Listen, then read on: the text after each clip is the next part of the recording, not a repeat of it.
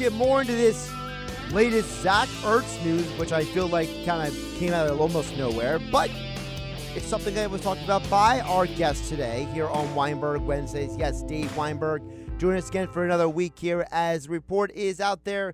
Zach Ertz is already in the building working out with his teammates, and if you believe the reports, he's over the issues. To talk more about that is Dave Weinberg joining us right now here on 97.3 ESPN. Dave, how you doing today?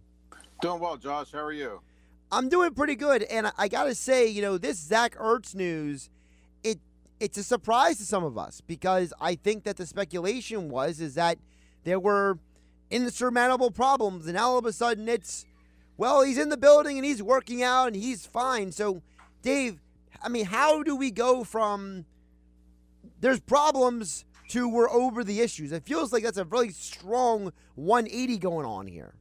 Yeah, there is, but that's football. It is a business after all, and sometimes, issues get in the way, but sometimes they can be resolved. And I guess that's the case. Maybe they just figured they can't trade him because no one's willing to meet their asking price. So they did their best to mend the fences, so to speak, to try to find a way they could both coexist. And apparently that's happened. I guess maybe Nick Sirianni, being as enthusiastic as he is, maybe he had a pretty positive effect on Zach. We assured him that he'd be a big part of the offense, that the offense is going to be much different, and maybe Zach's attitude changed too. Maybe he knows that the contract issue is not going to be resolved, so just go ahead and play football, and the better he plays this year, the more attractive will be to maybe another team next year.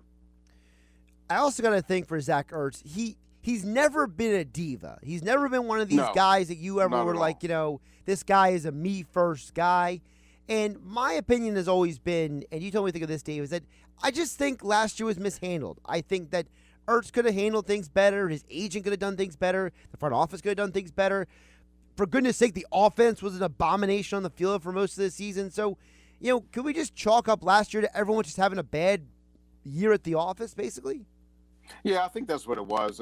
You're right. Zach is not one of those me-first kind of guys. He's not one to draw attention to himself, to make a scene. He's just down to earth and humble as a guy you can meet. Having covered him since he came into the league, I can testify to that fact that he's he's just a generally nice guy, extremely hard worker, and a very talented player, and a pillar of the community off the field as well. So I'm glad that they were able to work things out. And you're right, just chalk it up to one of those years where really nothing went right for the Eagles, and Zach Ertz included, and just move on from there. Also when you think about Zach Ertz, you mentioned about Sirianni. Sirianni is a guy who seems to be a guy who understands players. So you have to think that, if he can connect with Ertz, that's a huge translation to the rest of the team that knows Ertz better than he even knows them. And so if Ertz can be a kind of a guy who puts his hand up and says, hey, I'm vouching for coach, it could go a long way, right? Yeah, it could. I don't know that he's more of a player person than Doug Peterson was. Doug was all about players first, having played in the league himself. He understood better than anybody how to relate to guys. He had formed a veterans committee that would meet once a week. But yeah, Nick needs guys like Zach to kind of bridge the gap a little bit. He's a new coach in town, really doesn't know the personnel all that well, I don't think, and you would need your veteran leaders to be able to smooth the waters, so to speak. And Zach is definitely one of those guys, along with Brandon Graham or Fletcher Cox, Jason Kelsey, those kind of guys. The more veteran leaders you have that can help with the transition, the better off you're going to be. And again, we're not guaranteeing that Zach Ertz is not going to get traded at some point, but sure. It's the idea that you don't go and work out in the team facility for 2 weeks if you don't at least have an intention of being here, and there's some resolution. Because to me, that's the biggest part of the story. It's not all the other stuff, right? It's the fact that he's in the building working out before training camp even starts. So if Zach Ertz is committed to the Eagles, you got to think the Eagles are going to reciprocate in some way, right? That would be the best thing to do. But, knowing them, I'm not really sure. There's no reason why Malcolm Jenkins shouldn't have stayed an Eagle. You can go up and down the line with players that you think should have been here but weren't. I guess you can't rule out the possibility of a trade, but the fact that he's in here and seems to be committed to the team and willing to move past it, then you can only hope that Howie Roseman, Jeffrey Lurie, and what have you, that they're going to move past it as well. And you can do a lot worse than having Zach Ertz on your team. I mean, he's still one of the elite tight ends in the league, in my opinion. You pair him with Dallas Goedert, I think you really have something special there. So hopefully they were able to work it out, and you'll see Zach in Eagle Green this year. Dave Weinberg joining us for another edition of Weinberg Wednesday here on Game Night on 97.3 ESPN at Dave Weinberg 19 on Twitter. Check out his columns over at 97.3 ESPN.com. Now, Dave, the Eagles did make a little interesting news this week. They finally tore down the banner of Carson Wentz outside Lincoln Financial Field, which I was thinking is hilarious. They waited till July to do that. The guy was traded like 5 months ago, but whatever, fine. And we're all been talking about, hey, what are they going to put up in its place? And then the Eagles, in my opinion, took the cheapest move possible. They took a picture of Nick Foles' hands around the Lombardi Trophy and put it on the side of the building instead. So it's not a player. It's not a play. It's just another picture of the Lombardi Trophy on the side of the building. So was that the right move? I don't remember what the other choices were. Didn't they run some sort of poll and ask people what they thought? I personally would have maybe went with Brandon Graham's strip sack of Tom Brady. That's what Mike Gill was saying. That's what he would have done. That was kind of an iconic moment in Eagles history. Either that or I guess there's already been enough made of Philly special, but you never can go wrong with that either. Maybe they probably didn't want Nick Foles up there either since he's no longer with the team, but I'm not a big fan of it, but I guess it's okay. I mean, I don't know how much attention people really pay to that stuff anyway. I just think it's a cop out. That's my opinion. I agree with you. Yeah. It's like at some point, it's like they were almost like trying to find something to take down again for another like 5 years, something like that kind of thing. Mm-hmm. It was like somebody in the department, whoever's department it is, like, what's the most generic thing we can put up there? Oh, the Lombardi Trophy. Well, who's got a picture of the Lombardi Trophy that we don't have to pay for? I don't know. The Eagles media has one with Nick Foles' hands on it. So we'll cut off all of Nick Foles except for his hands on the trophy raised in the air. We'll make that. It just feels so like almost borderline lazy. Yeah, I agree with you. They could have been a lot more creative with it. You're right. I'm with you there. Like can you imagine, Dave, guys tailgating, at Lincoln Financial Field this year, right? He looks up and that's what he sees every week. At some point, it's gonna be like, all right, we know we won the Super Bowl a few years ago. When are we gonna win another one? It's gonna be like the next attitude coming out. It might be a while before they have another banner up there. That's true. Yeah, because and listen, I'm not trying to downplay the team, but Dave, there's a lot of uncertainty with this team. There's more questions and answers with this Eagles team than there has been in a while, has there not? Yeah, I mean, there's really no. It's clearly a transitional period. I mean, I know that I still think they're not going to have a very good year, but I could be wrong. But yeah, there's not a whole lot of stability there. The whole new coaching staff, on the new philosophy. Like we've mentioned, there's a few veteran guys back. Jason Kelce, offensive line, defensive line, more or less. A couple wide receivers. So it's I think it's gonna take a while. There's a lot that of uncertainty, like you said, and I guess that's what training camp is for, to answer some of those questions, so they'll have a better idea what they have going into the season. Dave, let's switch it over to a couple other things. First of all, the Open this weekend. I don't know how many people actually picked Colin Morikawa to actually win the tournament. Don't get me started. But well, I mean, listen, I didn't pick him, so I mean, I'm not saying I did anything right. I'm just saying that it's just surprising that now he's got, if I saw the stat right, he's got 2 major wins and 8 major starts. I mean, that's ridiculous to me. Like, I didn't even realize that. Tiger hasn't even done that. Right. Just to recount real quick, I bet on 6 guys in the British Open. Okay. I had 3 of the top 4 finishers. Okay. Except for Morikawa, of course. Of course. So I got shut out once again. Then, well, hold on. So is it a lesson then to stop betting winners and then to bet just top 10 finishers? Yeah, maybe I could do that. I don't know. It's more fun to bet on winners, though, to me. I don't know. But anyway, that's crazy that what he's been able to do so far. And he's a very talented player.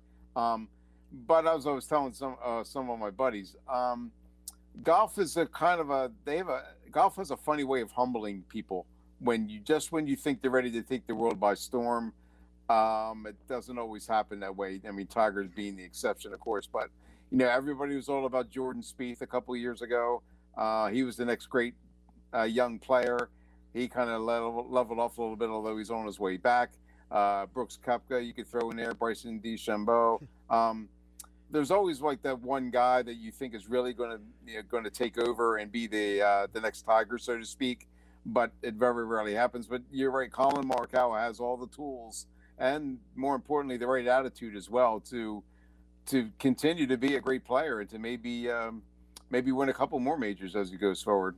Yeah, you mentioned Bryson. I mean, for goodness sake, I mean, if anybody needs to be humbled, it's Bryson at this point. I mean, he goes out there, he throws his company. Don't they make those drivers just for him?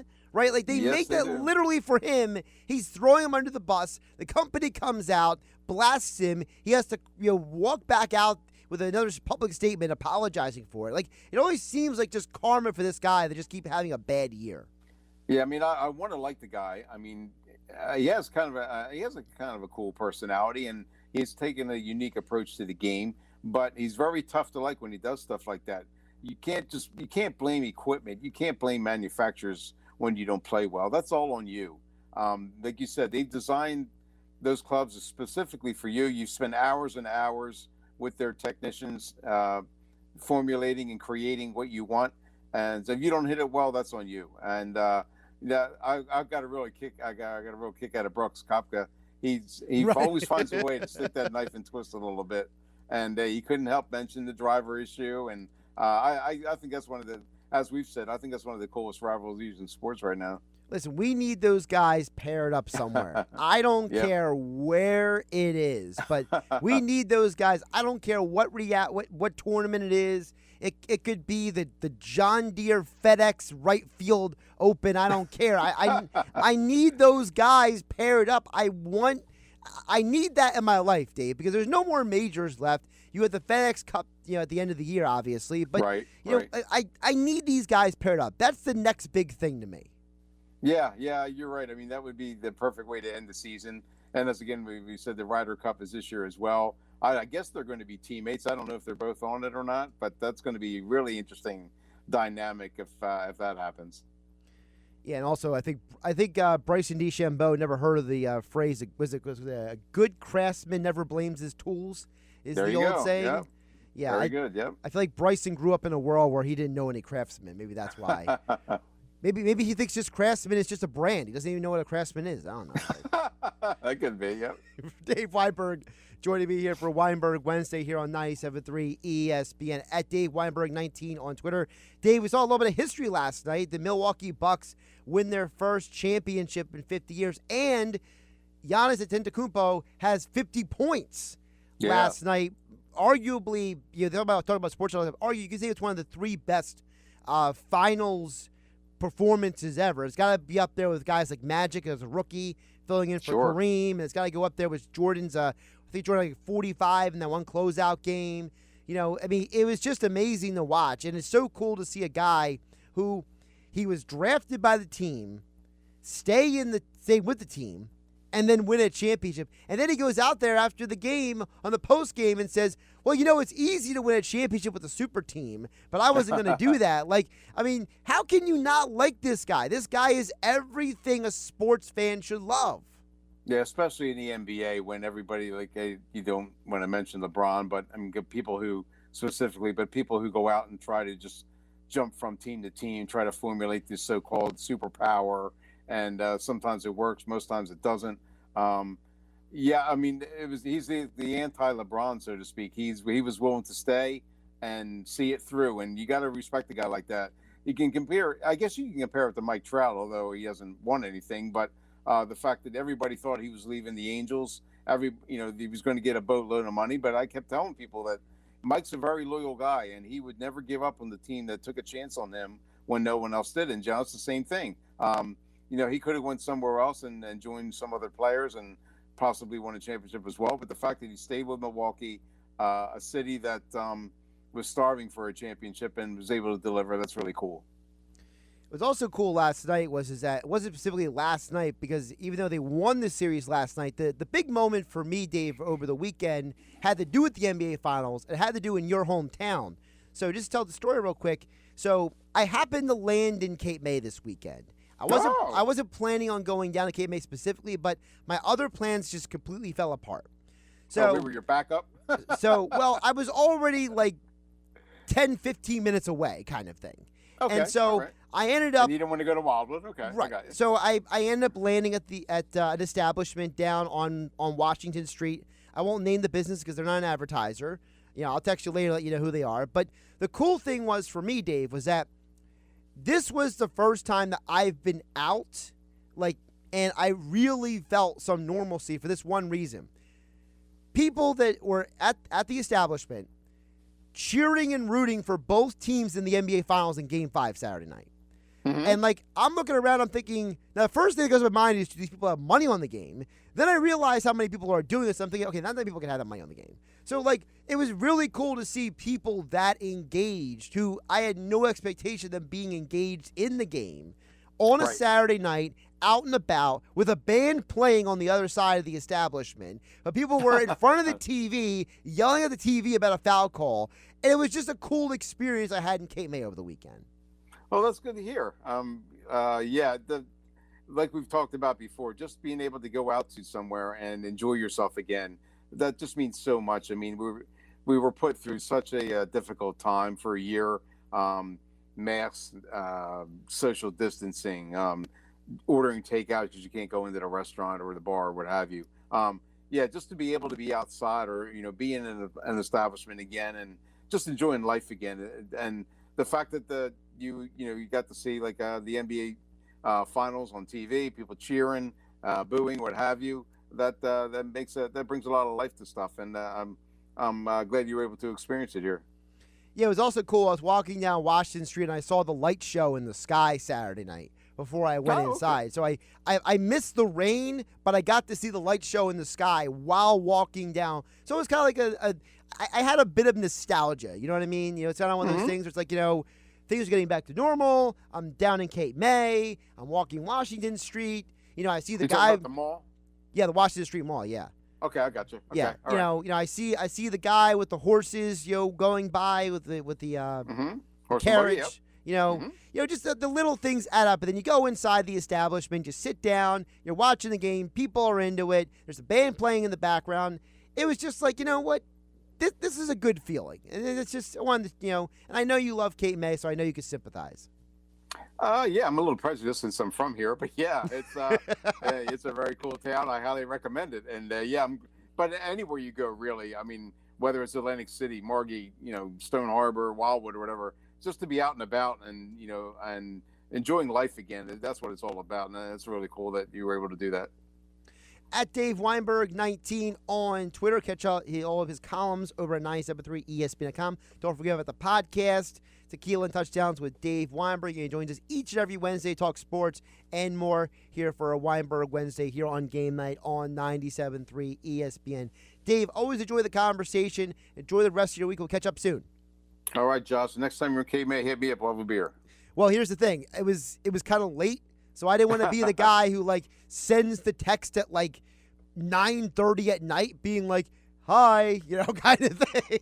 I'm at that age. I'm not out at 9:30 anyway. So. Right. I was trying to be respectful. You know what I mean? I'm a night owl, so respect your elders. I got you. Okay. All right. Have a good one, all right, Dave. Josh, thanks a lot.